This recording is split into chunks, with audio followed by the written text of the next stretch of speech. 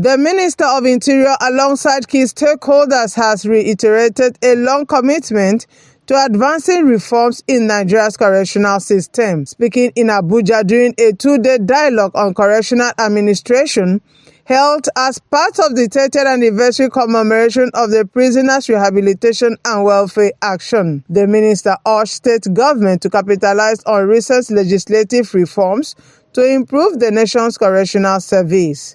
With a prison system or a correctional system that is overpopulated, with a correctional system in an emerging economy in such a way that the resources are far below what is needed to be able to give a standard life or a standard living standard to these people. Why can't we consider that particular non-custodial services? That's number one. And number two, that we have to see it's also what is the aim of sending people to correctional centers. These are questions we must ask ourselves.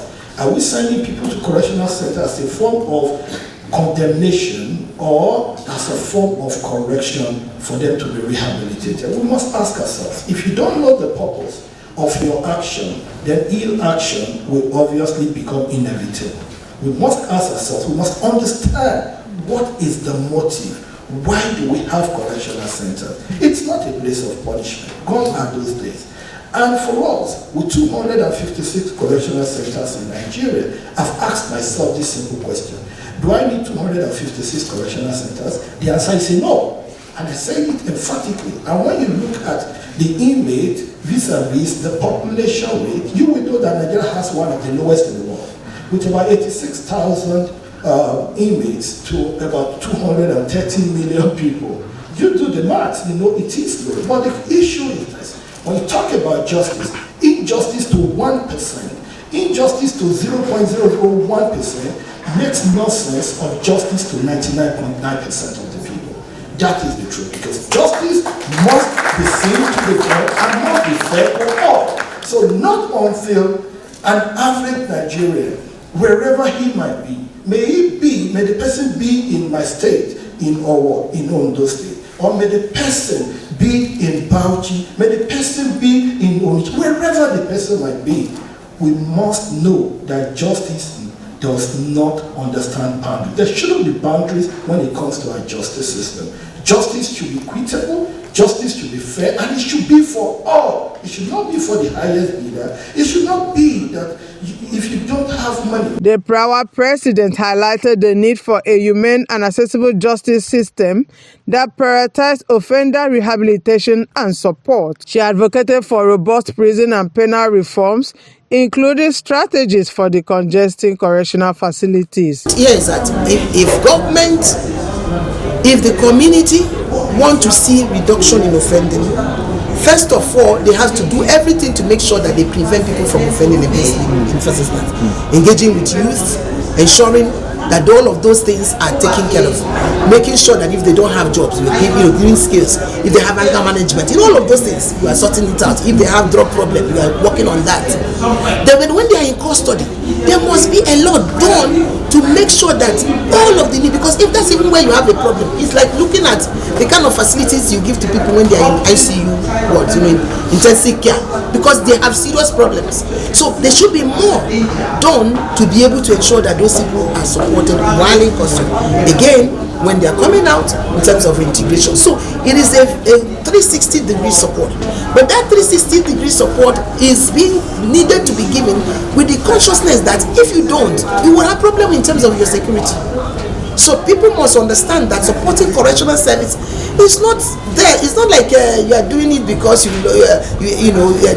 just want to pity correctional service. It is about the society. Doing it is making the society safer. That's the point. But I think that a lot of people don't understand. There is a very strong link between development, security, justice itself, and the barometer. Where is that barometer? It's the correctional service. When you see somebody in the correctional service, you would have, for the person to be there, something must have happened with the police, something must have happened with the prosecuting agency, something must have happened with the judicial. In short, let me tell you, before the police, something must have happened with their family.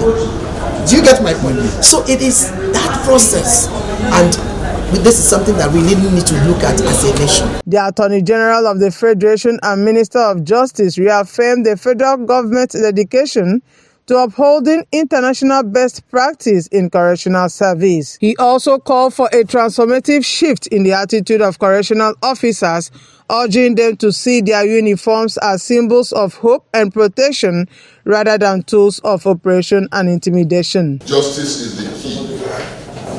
Without justice, there will be no peace. Without justice, there will be no security. Without justice, there will be no development.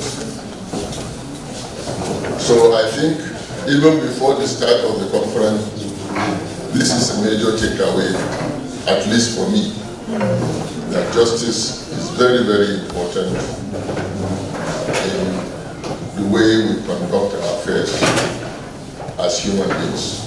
Other stakeholders underscored the critical role of correctional service in justice, human rights, and security. They emphasized the need for collective action to tackle challenges such as inadequate funding, prolonged detention, and limited use of non-custodial measures. Our systems must be transparent, accountable, and efficient. We must strive to eliminate corruption, ensure fair trials, and uphold the rights of every individual. The administration of justice should be a beacon of hope, not a source of fear. Sentencing practices must reflect the principles of justice and rehabilitation. While incarceration is necessary for certain offences, I think we all agree on this, we must also explore non-custodial measures that can be equally effective. Community service, probation, and restorative justice programs can reduce the recidivism and help offenders reintegrate into society. These measures not only alleviate the burden on the prison systems, but also promote a more human approach to justice. Torture is a grave violation of human rights and dignity. It has no place in any society. We must strengthen our legal frameworks to prevent torture and ensure that those who perpetrate such acts are held accountable. Training law enforcement and security personnel on human rights standards is crucial, which, by the way, PRAWA and CAS have been doing together for many, many years. You know, once someone has spent their time and they have given that time in terms of, you know, being in the correctional facility, and now they're out of the facility, we should give them an opportunity for a fresh start. And so sometimes what happens is that we label people as bad, as a criminal, as someone who is unworthy of good happening in their lives. And I think that just perpetuates that cycle. And so one of the most important things we can do is think about the language we use. And I talked about that during the speech. Let's not say bad. Let's not say troublemaker. Let's not say militant. Let's not say extremist. Let's say a human being. Somebody who is worthy of hope and dignity for the future.